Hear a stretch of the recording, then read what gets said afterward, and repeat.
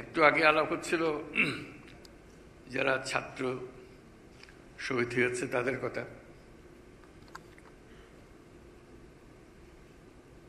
তারা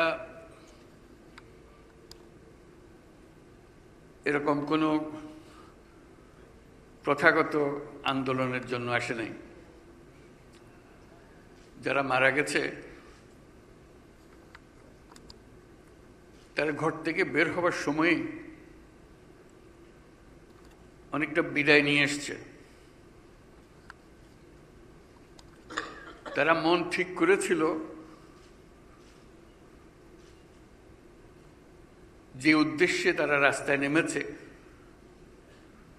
সে উদ্দেশ্যে তারা প্রাণ দিতে তৈরি।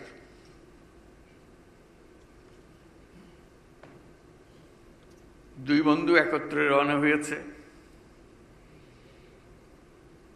তাদের মধ্যে হাসি ঠাট্টা আলাপ হচ্ছে, কে যাবে আজকে, কার প্রাণ যাবে।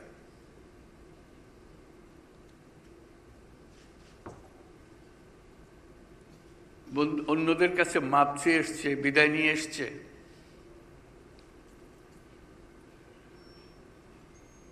যে প্রাণ গেলে যাবে, তো যে লক্ষ্যে তারা রাস্তায় নেমেছে সে লক্ষ্য অর্জন করবেই। এই কাহিনী আপনারা কাগজে পড়েছেন, টেলিভিশনে দেখেছেন, ভিডিওতে দেখেছেন।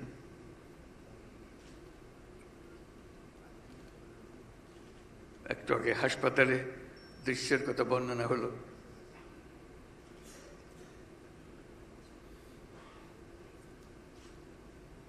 এটা সাধারণ একটা রাজনৈতিক আন্দোলন ছিল না, যেখানে আমরা রাস্তায় মিছিল করি, জিন্দাবাদ দিই, মুর্দাবাদ দিই, ঘরে ফিরে আসি।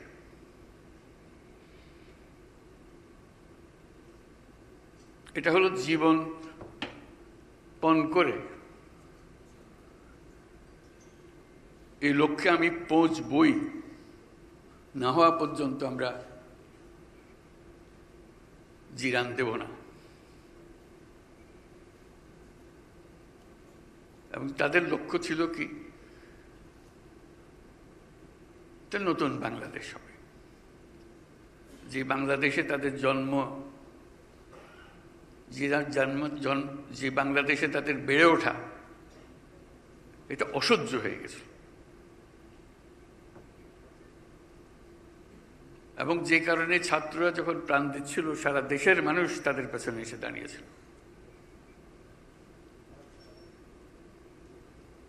বাংলাদেশের হেন মানুষ ছিল না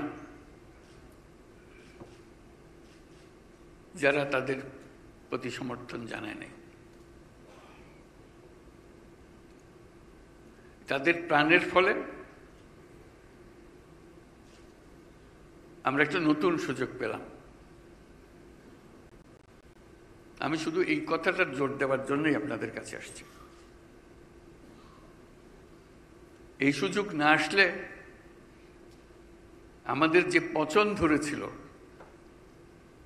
সে পচন থেকে আমাদের মুক্তির কোনো চিহ্ন দেখা যাচ্ছিল না।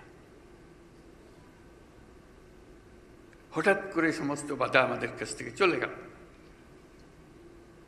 আমরা আর পচন নয়, আমরা সুস্থ জাতি হিসেবে, সবল জাতি হিসেবে দাঁড়াতে চাই।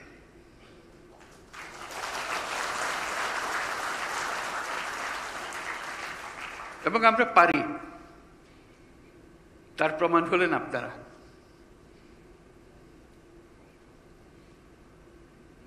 আপনাদের অনেকে এখন অনেকে এখানে আছেন যারা এখন ফার্স্ট জেনারেশন শিল্পপতি, অনেকে এখন সেকেন্ড জেনারেশন শিল্পপতি এসছেন। এই ফার্স্ট জেনারেশন যখন শুরু করে, শিল্পপতি বললে তাদের লজ্জা পেত, আমি কি শিল্পপতি, মানে চিন্তাই করে না যে সে শিল্পপতি হবে একদিন। সাধারণ ঘরের ছেলে, সাধারণ ঘরের মানুষ, এটা দুঃসাহস নিয়ে নেমেছিল অপরিচিত এক জগৎ। বাঙালির কপালে লেখা ছিল কেরানিগিরি করা। সে স্কুলে কলেজে লেখাপড়া করলে সে কেরানি হবে। তার সর্বোচ্চ আশা ছিল ডেপুটি হওয়া। আজকে আপনারা যারা সামনে বসে আছেন তারা বিশ্বমাপের উদ্যোক্তা।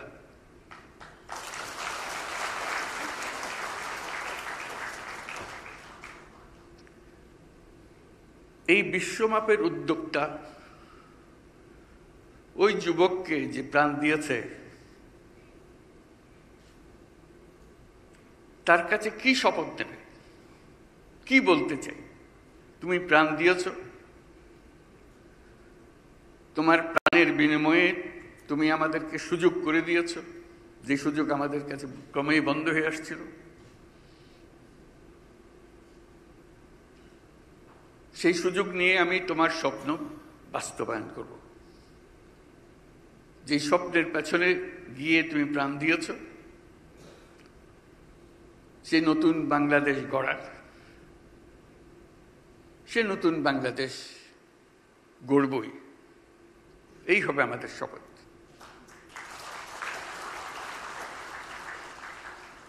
এই সুযোগ জাতির জীবনে বারে বারে আসে না। চিন্তা করে দেখুন, কি এই সুযোগ? সমস্ত কিছু থেকে আপনি মুক্ত। অতীত আপনাকে আর টানবে না।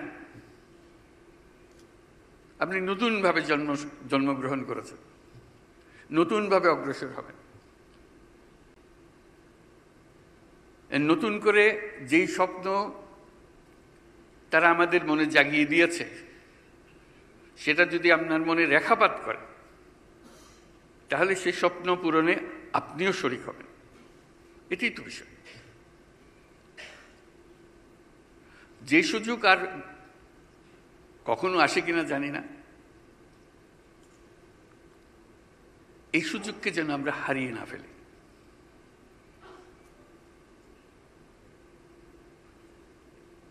এই সুযোগ হারিয়ে ফেললে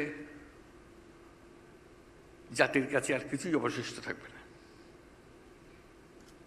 সেটাই আপনাদের কাছে আবেদন। এখানে কোনো অভিযোগ, পাল্টা অভিযোগ করার বিষয় না।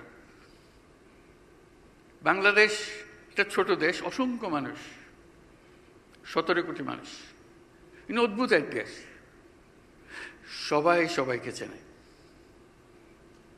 যেখানে যান, ও আচ্ছা তাই নাকি, ও তো আমাদের স্কুলে ছিল, একটা না একটা যোগসূত্র বের হয়ে যায় যেখান থেকে আসবে। বাংলাদেশে কেউ কারো অপরিচিত না। এটাও একটা বড় শক্তি আমাদের। দুনিয়ার কোনো দেশ বোধহয় নাই এত কম্প্যাক্ট ফ্যামিলি, এত ঘনিষ্ঠ। কেউ সরকারে আছে, কেউ সরকারের বাইরে আছে, কেউ ব্যবসাতে আছে, কেউ সামরিক বাহিনীতে আছে। একটু খোঁজ করলে বলে আমার এক ভাই তো ওখানে, আরেক ভাই ওখানে, আরেকজন বিদেশে। এই তো আমাদের জগৎ। সেটা একটা বড় শক্তি, যে শক্তি অন্য জাতির হয়তো নাই, আমাদের আছে।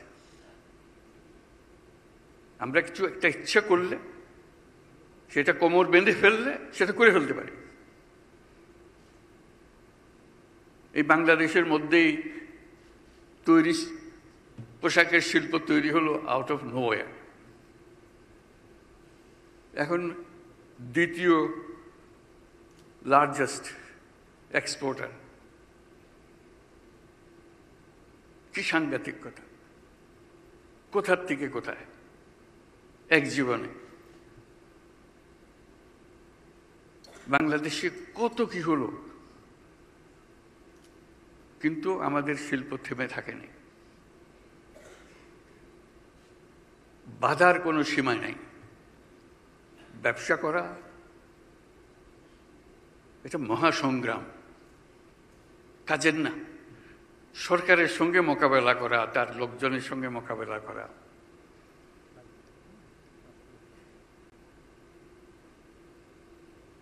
আজকে আমরা একযোগে এই স্বপ্ন নিয়ে এগিয়ে যেতে চাই। সরকার এবং সরকারের বাইরে যারা সবাই একজোট, এক টিম। এটা একটা কম্প্যাক্ট টিম। আপনারা সেই টিমের as much a member as anybody else। যে সরকারি আছে বলেই সে আরেক রকম হয়ে আছে।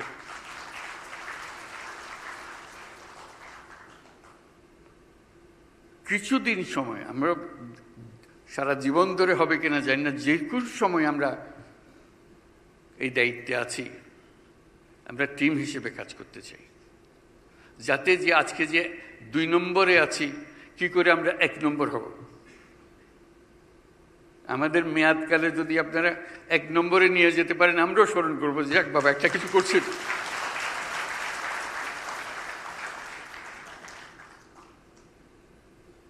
সব বিষয় আমরা জানি না, আমাদের অভিজ্ঞতা নাই, কিন্তু একযোগে কাজ করলে অভিজ্ঞতা তো এসে যাবে। সবার মিলে যে অভিজ্ঞতা, সেই অভিজ্ঞতা দিয়ে আমরা কাজ করব। যে উত্তরণটা হচ্ছে, যেই নতুন পুরনো বাংলাদেশ থেকে নতুন বাংলাদেশের যে উত্তরণ, সেটা কঠিন কাজ, কিন্তু মন ঠিক করে ফেললে সেটাও উত্তরণ করা যায়, সেটাও পার হওয়া যায়।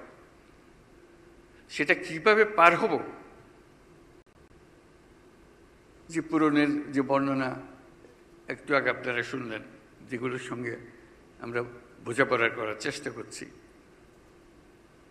সেখান থেকে যাতে দ্রুত আমরা উত্তরণ করে আসতে পারি, যাতে যেই স্বপ্ন বাস্তবায়নের দায়িত্ব আমরা সবাই মিলে পেয়েছি, সেই স্বপ্ন যেন বাস্তবায়ন করে ফেলতে পারি। আমরা আজকে ধর্ণা দিই ব্যবসায়ীদের কাছে, যারা ইউরোপে আছে, আমেরিকাতে আছে, তাদের কাছে আমাদের ফরিয়াদ নিয়ে গিয়ে কি করতে হবে, কি করতে হবে। তারাও কৌতূহল নিয়ে দেখে আছে আমাদের এখানে কি হচ্ছে। তাদেরকে আমরা ডেকে আনতে পারি, এখানে আসুক, তোমরাও শরিক হও এর মধ্যে। আমাদেরকে সুযোগ দরকার, যাতে করে আমরা যেই পরিধিতে আছি সেই পরিধির উপরে, আরো উপরে চলে যেতে পারি। এবং যে সমস্ত সুযোগ সুবিধা আমাদেরকে এখনো দাও নাই, বরং কথা হচ্ছে যদি আমরা লো ইনকাম কান্ট্রি থেকে মিড ইনকাম কান্ট্রিতে চলে যাই, তাহলে অনেক সুযোগ সুবিধা হারিয়ে ফেলবো। কিন্তু সেই প্রতিযোগিতায় শক্ত প্রতিযোগী হওয়ার জন্য আমরা সামর্থ্য অর্জন করতে চাই, আমরা পেছনে থাকতে চাই না। সেজন্য তাদের সঙ্গে যোগাযোগ করা, তাদের সঙ্গে কথাবার্তা বলার জন্য আমি একজন বিশেষ দূত নিয়োগ দিয়েছি। লুৎফে সিদ্দিকী আছে কিনা এখানে, জানি না, আসতে পারে না বোধহয়। তার কাজই হলো শুধু ওদের, আপনাদের কাছে যাদের যাওয়ার কথা, আপনাদের কথা যাদের শোনার কথা, শোনাতে পারছেন না, সুযোগ হচ্ছে না, সে যাবে তাদের কাছে আপনাদের পক্ষ থেকে, দরজা খোলার জন্য, কথাবার্তা শুরু করার জন্য, যাতে করে আমরা যে সমস্ত বাধার সম্মুখীন হই, যে সমস্ত কথা তাদেরকে আমরা জানাতে পারি না, তার মাধ্যমে আমরা জানাতে পারি। আশা করি সে এই কাজে সফল হবে।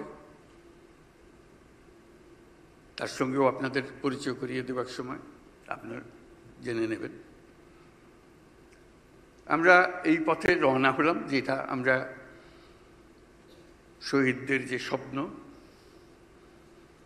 সেই স্বপ্ন বাস্তবায়ন করার জন্য আমরা অঙ্গীকার করলাম। তারপর বাকিগুলো হলো যে এই যে এসে গেছে সে লুৎফে, তোমার কথাই তো বলতেছি এখন, এই যাক, পরে তার সঙ্গে আলাপ করে নিই।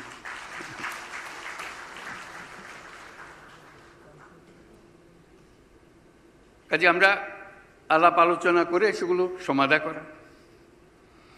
গতকাল একটা কথা বলেছি আমার বক্তৃতায়, যে সংস্কার শুধু আমাদের করলে হবে না, শুধু সরকারের উপরে ছেড়ে দিয়েন না, সবাই মিলে সংস্কার করে। যেটা যেখানে দেখেন, এটা আত্মজিজ্ঞাসা, আর কিচ্ছু না।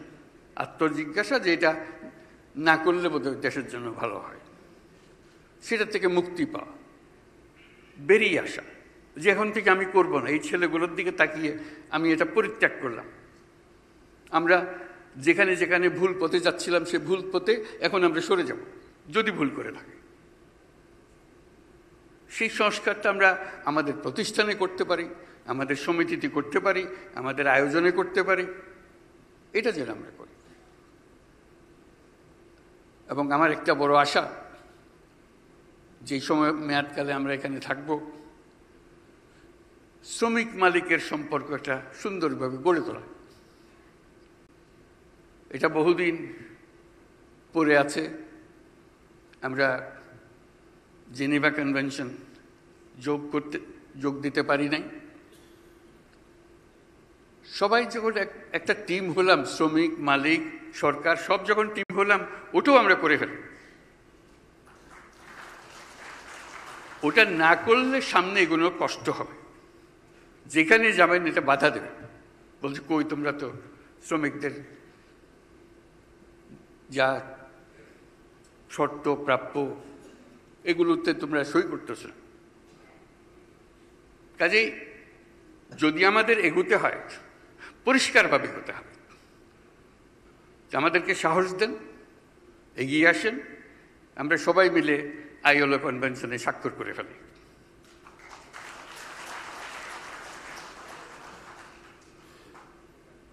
আমি এমনি আমার আগের ভূমিকায়, আগের জীবনে যেসব কথা বলতাম তার দু একটা কথা এখন বলি।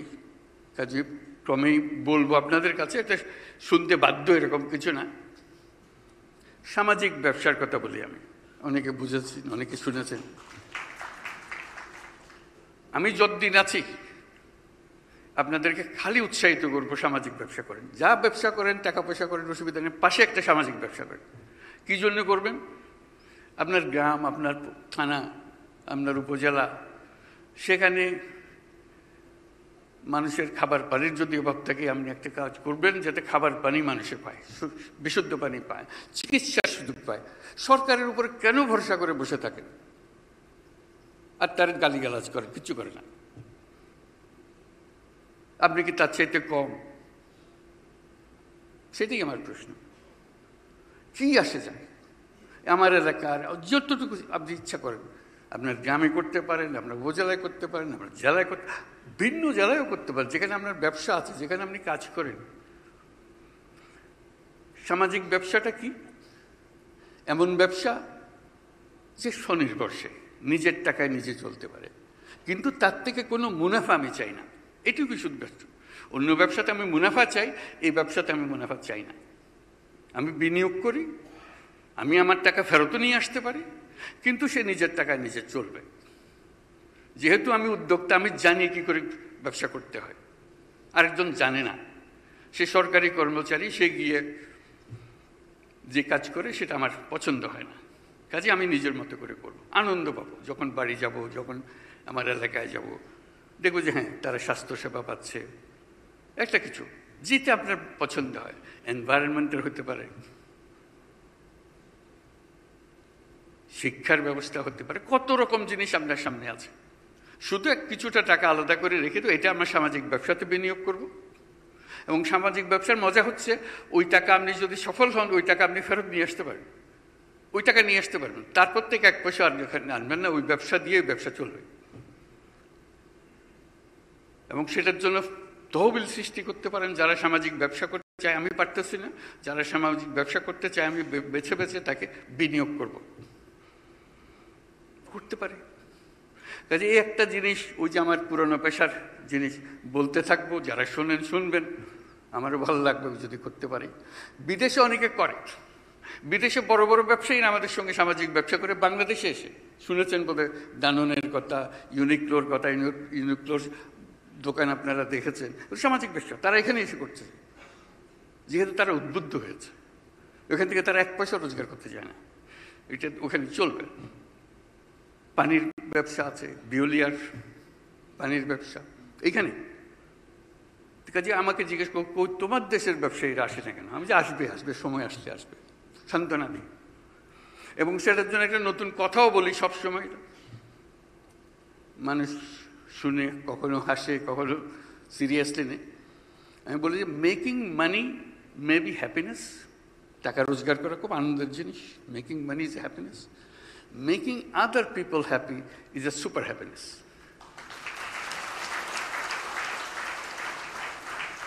এর চেয়ে বড় আনন্দ মানুষের আর কিছু হতে পারে না। তো সেই দিকে আপনাদেরকে দৃষ্টি আকর্ষণ করব। কিন্তু মূল লক্ষ্য, যে কটা দিন আমরা একসঙ্গে কাজ করতে পারি, এই নতুন বাংলাদেশের জন্য যা আছে তাই করব, যেন বলে যেতে পারি আমাদেরকে জীবনে এই দেশ আমাদেরকে একটা সুযোগ দিয়েছিল, আমরা সেই সুযোগ পূর্ণ ব্যবহার করেছি। আমরা সেই অতীতের পচা বাংলাদেশ থেকে আমরা একটা নতুন তরতাজা বাংলাদেশ সৃষ্টি করেছি।